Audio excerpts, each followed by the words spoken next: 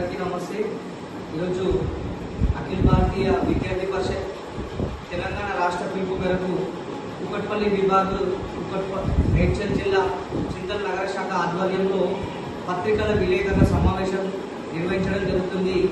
ఏదైతే మన తెలంగాణ రాష్ట్రంలో చూసుకున్నట్టయితే గత 5 సంవత్సరాలుగా దాదాపు 5 సంవత్సరాలుగా ఈ యొక్క తెలంగాణలో విద్యార్థులకు సంబంధించినటువంటి ఫీజు రియంబర్స్మెంట్ స్కాలర్షిప్ అలాగే పెండింగ్ లో ఉంటుంది.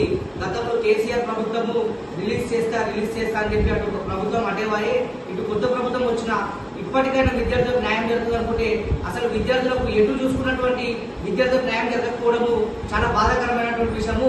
ఈరోజు తెలంగాణ రాష్ట్రంలో డిగ్రీ, బీటెక్, ఇంజనీరింగ్ అయిపోయినటువంటి విద్యార్థులు నెక్స్ట్ ఎంటెక్ చేయాలన్నా, దాని తర్వాత పీజీ చదవాలన్నా, ఎంబీఏ చదవాలన్నా కాలేజీకి వెళ్ళి సర్టిఫికేట్ అడుగుతుంటే ఈ యొక్క మేనేజ్మెంట్ మాకు ఫీజు రియంబర్స్మెంట్ రాకపోవడం వల్ల స్కాలర్షిప్ రాకపోవడం వల్ల విద్యార్థులకు సర్టిఫికేట్ ఇస్తలేదు. తెలంగాణ రాష్ట్రంలో ఉన్నటువంటి కాంగ్రెస్ ప్రభుత్వం ఇప్పటికైనా విద్యార్థులపైన దృష్టి పెట్టి ఈ యొక్క తెలంగాణ రాష్ట్రంలో పెండింగ్ లో ఉన్నటువంటి 8,312 కోట్ల ఫీజు రియంబర్స్మెంట్ స్కాలర్షిప్లను వెంటనే విడుదల చేయాలని చెప్పి ఏబీపీ డిమాండ్ చేస్తుంది. ఆ రోజు తెలంగాణ రాష్ట్ర సాధన కోసం దాదాపు తెలంగాణలో 1,200 మంది ఆత్మ బలిదానం చేసుకున్నారు.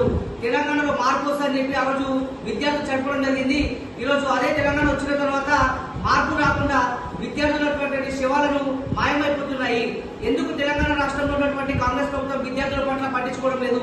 ఇప్పటికైనా కాంగ్రెస్ ప్రభుత్వం నిద్రపోతున్నటువంటి కాంగ్రెస్ ప్రభుత్వము విద్యాశాఖ మంత్రిని నియమించి అలాగే ఏదైతే ఈ ఫీజు రియంబర్స్మెంట్ స్కాలర్షిప్ పెండింగ్ ఉందో వెంటనే వాటిని విడుదల చేయాలి.